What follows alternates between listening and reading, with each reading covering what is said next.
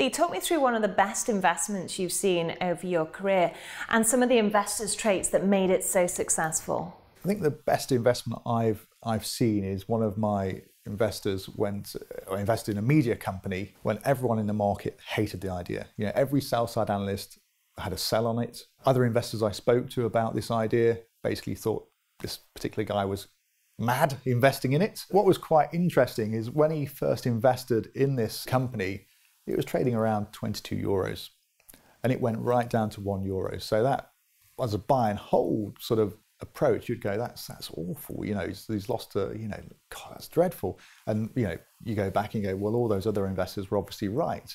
The fact is that that investment subsequently rebounded up to €7. So still 22 to €7, still a surely bad idea. But the guy still made 300%.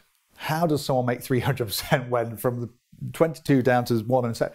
I mean, the simple answer was he, at outset of the idea, he defined himself as being a hunter. So when he was losing, he had decided that he was going to throw more money in the idea. He had conviction in it. He knew he was being contrarian. He knew he'd need time to win. And he knew because he was being contrarian, that stock might continue to go against him. So he deployed a little bit of capital at the outset. And as it kept going down, at certain points, he'd deploy more capital until, you know, right at the bottom, he had a pretty large position in it, but obviously it brought the book price right down. So when it did mean revert, that's how you can basically be in a buy and hold position that's down significantly and still make a lot of money. And the key thing is when it did mean revert, he didn't snatch at profits, that losing characteristic of being a raider.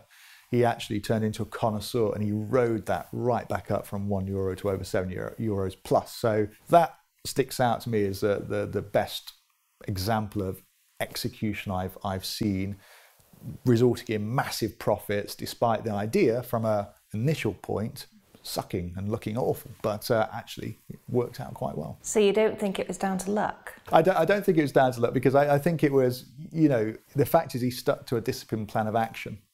So I knew what he would do when he was losing. And I used to have conversations about him. He had a very, you know, this is what's going to happen. That's why I went in small at the beginning to allow me to add more now. Time is my friend and I'll be proven right. So you could argue, was he proven right?